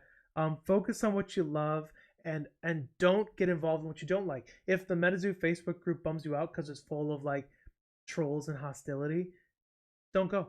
Just don't go to the Facebook group. Just follow MetaZoo on Instagram and Twitter for the news, and stay out of Facebook. Facebook is an incredibly toxic place, not just in MetaZoo. It's toxic in video games, other TCGs, Pokemon TCG. It's a super toxic place. If that bums you out, stay off Facebook. If pre-orders bum you out, stop pre-ordering. Do whatever you can do to just connect with the part of the hobby that you love, and then do that. So, let's see. Clan Torres, no updates yet. Cartgal just opening a UFO booster box. Hey, was it full of like full hollows? UFO booster boxes are loaded with full hollows. Gunmetal is ride or die MetaZoo. Ride or die! Woo! That's awesome. Let's see. Kara is still a MetaZoo artist. Oh, King Pokemon! We value her contribution. That's fun, man. Alright, let's see. It's very toxic in my game, Weiss Schwartz. Audrey Sampson says Facebook is incredibly toxic for Weiss Schwartz. Yeah, Facebook is an incredibly negative, toxic place for everything. You want to see toxicity? Go to Starfield. Go to the Starfield video game Facebook group. That's toxicity. Any kind of like anything on Facebook is incredibly toxic. It drives you crazy. Don't go. Yes, it had a lot of hollows. Yeah, because that's UFO, baby. UFO booster boxes are packed with full hollows. They're incredibly fun to open because of that. Thank you, Clan Torres. Yeah, I'm having a pretty good Sunday. This is a nice little thing. I hope I didn't overstep today. I really did try to be balanced and fair and honest. So, what questions did I miss? I apologize. I'm trying to read through it. I'm trying not to leave anyone out. Timbo says, "Thank you for you and your incredible wife for all you do to help entertain us." Thank you, Timbo, for being so supportive. Absolutely, it's our pleasure to do this for you fine folks. Seth says, "When Argos MetaZoo promo?" Well, they did give me these. It's a start. It's not a facsimile. Next step would be an actual Argos. Okay, guys? It's a start. We have an Argos card. It's baby steps. Do I appreciate it? We do appreciate it. But would I accept being iconified in the MetaZoo world? I would be forever honored. Absolutely. Will it ever happen? I don't know. Will it happen after today? I don't know. Maybe I did good. We know I did. Like, we know this was good. Here's the thing. It doesn't have to be comfortable to be good. Sometimes uncomfortable things can do more to help a fan base than comfortable things. Positivity is great, but like when people are feeling negative, they need to feel validated and they need to feel heard, or it's bad. That's been my perspective all along. You don't want to go slip into a tunnel of toxic insanity. Those people probably have behavioral disorders. Okay, let's be honest. The hyper-toxic people probably behavioral disorders. But like, it's okay to feel validated and to feel heard and to complain and to talk honestly about things and to address real problems. So That's what we're doing today. It's for the good of the fan base. It's for the good of MetaZoo. That's why we're here. Oh, thank you, Mason. Mason, thank you for the kind kudos. I really appreciate that comment. Argos beer when?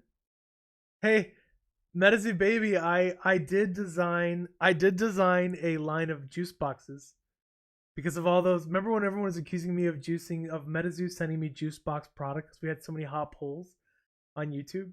So I thought it'd be funny. I made juice boxes and they function like deck boxes, but they're shaped like juice boxes. So you juice your deck. Get it? A Argos brand juice boxes. Woo! Just gotta lean into it. Just ask the Golden Moth in the Oasis what Argos is about. Oh, Illuminati, nice. Argos with a cactus cat. Oh, that would be amazing. My spirit animal. National TV. Whoa. CJ. Gary, can you elaborate at all on what you said about the next year, just to keep people interested? National TV. There's something going on in the comments, guys. Something going on in the comments. Will MetaZoo tops continue? Yeah, same. Yeah, the next thing will be Top Sapphire. Top Sapphire is going to be a thing, but that's up to Tops. When they distribute it, when it lands, is up to Tops. So, at some point it will show up for pre-orders, and then shortly after that, it'll be here. It'll happen fast. All of a sudden, it'll happen fast. So that'll be beautiful. Top Sapphire. It's gonna have like Nightfall themes, which means it'll have a Mothman. That's gonna be a super hot set. Bum, bum, bum, bum, bum, bum. Sapphire is expensive. Yeah, I know. Chrome is what you buy if you don't want to pay for Sapphire. That's just how it is. All right, Gary's dropping hints, guys. Gary's dropping hints in the comments. Hints of what's to come. Here's the bottom line. Has it been a bumpy year to be a MetaZoo fan? Yes. It has. It's been a bumpy year. For me too. How do you think I feel? For every delayed pre-order you have, I've got 400. Like, I'm feeling it, right? It's been a bumpy year, but I'm still here because I see what MetaZoo is lining up for their future. I see all of the things that they are teeing up, and that's why I'm still here. I genuinely love the theme, and I am so connected with the community. That's why I'm still here. I am here. I'm not ignoring the problems at all. I do see them. I have experienced them. I'm there with you, experiencing all the same problems and acknowledging it's been a bumpy year. And I'm still here because I very strongly believe in a positive future for MetaZoo if they can, as long as they continue to evolve and improve as best they can. And they have to make some hard decisions, and they're taking feedback and they're learning from it. I am here because of the potential and because I genuinely love the brand. That's why I'm here. I'm here because you realize I can't get MetaZoo with any other game. You realize that? I can't get mad at MetaZoo and go get MetaZoo somewhere else. There's nothing else that does what MetaZoo does. There's nothing else that could scratch all these bizarre products and the way the hollow patterns are, the quality of it, the way all the little details. Mark Rosewater of MTG Development says, if you want a TCG to survive, you can't just have everybody love your game. You can't have everybody like your game. Obviously everyone loves that's fine. You can't have everyone like your game if no one loves your game. If everybody likes your game and no one loves it, it dies. What you need to survive, according to Mark Rosewater, one of the developmental minds behind MTG, is you have to have people love your game, love your brand. You have to find a way through the details, through the theme, through whatever it is, the uniqueness, the specialness, to have a body of people who love it. Because those people will stay, because the booms will come and the busts will come. The fallout will always come after the boom. And a growing company always makes mistakes and has to learn. And the people who love it are the ones who will carry it and the ones who will support it while it becomes the thing it can become. And that is why it's so important for MetaZoo. So when I see MetaZoo, I see a lot of people who don't like it because they never tried it, people who did like it but are upset Absolutely. But I still see a core base, a meaningful core base of people who love it. And that's what gives me hope for the future. I see a lot of people who I love MetaZoo, a lot of good community people. And I see MetaZoo growing and evolving and changing. And those things are a recipe for a strong future for MetaZoo. All right. Real question. What do you tell people that are tired of the wait on pre-orders when MetaZoo does a release you can only get for pre-orders? Oh yeah. I thought I already answered this question several times, but if you don't like pre-orders, don't pre-order. It seems really simple. That seems like I don't understand why that question is so rocket science. MTG offers pre-orders. Pokemon offers pre-orders. Every single thing has pre-orders. If you don't like pre-orders, don't pre-order. It's as simple as that. Playing MetaZoo is so fun. It is. MetaZoo baby, I can't wait to play on the online client on Cryptic Clash. It's gonna be great. I'm lazy. It's gonna be so easy to play. I don't have to keep track of life points. I don't have to keep track of damage. Do you have any idea how easy it is gonna be to play MetaZoo when I don't have to keep track of anything and I can just sit down and play? It's not that I can't do it, but I can do it a lot better. I don't have to keep track of any of that stuff. Anyway. MetaZoo's great, but change is a tough pill to swallow. Brandon, yeah, change is tough. Change is tough. Yep. Change is also necessary.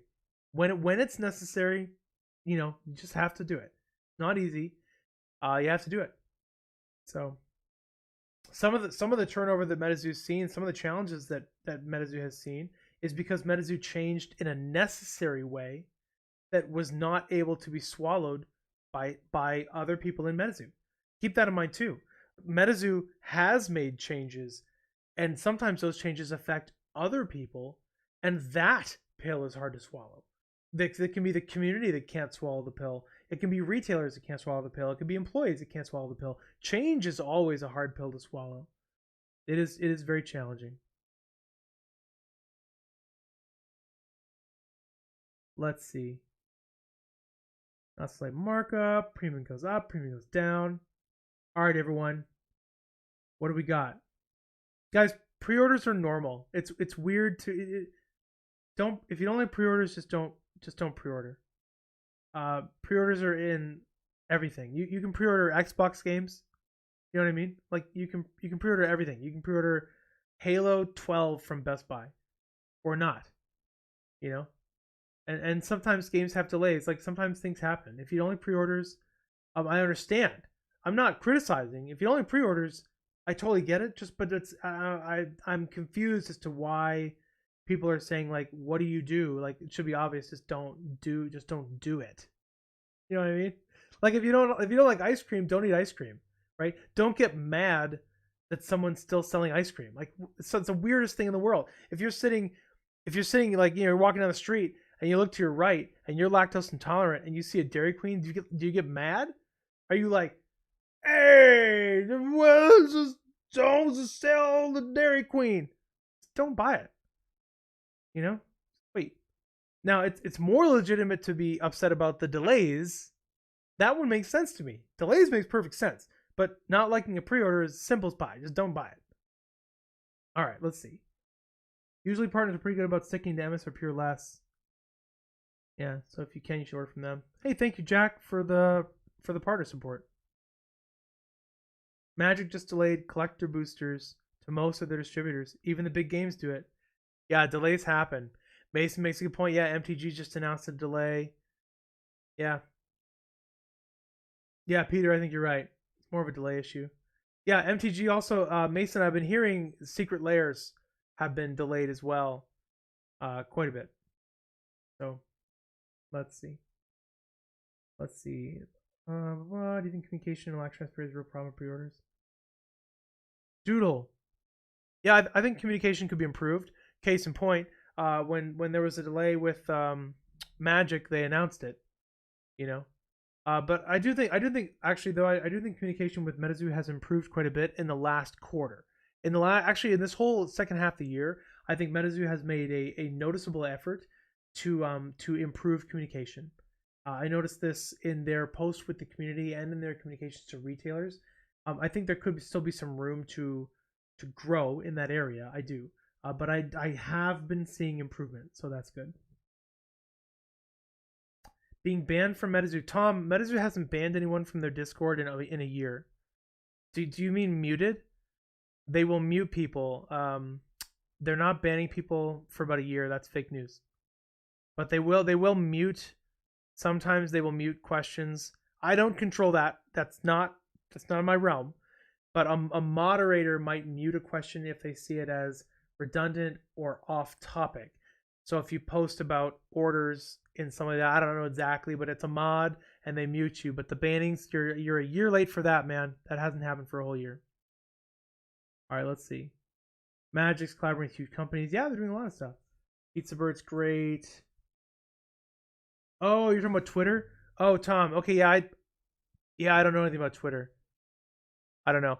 MetaZoo has someone else monitoring their social account. I don't even know who it is. It's like, they have like an employee handling their socials, so who knows what they're doing. Jack. Yeah. I don't know. Isn't he designing another card game? I do think they sometimes will come down on people if they're like, I don't know, if there's like other card game stuff, but I don't really know. I would just be inventing reasons. I don't know what mods are thinking randomly. You know what I mean? You've got a whole like army of mods. Who knows what happened? Text is difficult too because text can be misinterpreted. So if you're operating purely on social media or in a Discord and you say something and a moderator misinterprets it, then you might be offended because you're like, what did I say that was wrong? And then maybe they interpret something else. Like, I don't, who knows? Who knows? I know the vast majority of people seem to be able to operate in the Discord without, without getting muted. So I don't know. Anyway, do I have any other questions? And then I'm gonna go and we're going to thank all of you for your time, and then we'll do a game pieces.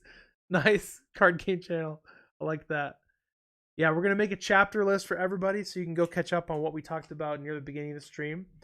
For the first half of this, so you can jump to different chapter points. I guess we'll wrap it up. Looks like we're just chatting now. This was fun. So thank you everybody for coming by. I hope we were able to answer a lot of questions. I hope so. I hope I was able to help answer questions about what's coming from MetaZoo, help answer questions about the artists, help answer questions about the community stuff. And if you have any questions, put them in comments after this video. Or come to the Oasis Discord. That's the Discord that I help support, that I created, and it's an open forum Discord. Come to the Oasis Discord. I'll put the link in the comments if you want to talk about it anymore, if you're not already there. And yeah, we'll just take it one step at a time, and every now and then we'll do a town hall like this, and we can all meet up and talk about the drama. So don't forget to click that like button on the way out the door. If you would, it really helps me out. Subscribe if you haven't already. Why not? If you're still here at this point, you might as well sign on and jump on the train. It does help me out. It helps trick the innocent passersby by the YouTube algorithm to come by and check out everything that is MetaZoo, the brand we know and love. So, all right, everybody. Thanks again for hanging out. We had a couple hundred people live on this, and I'm sure we'll have a couple thousand views. So have a fantastic evening. Argos signing out.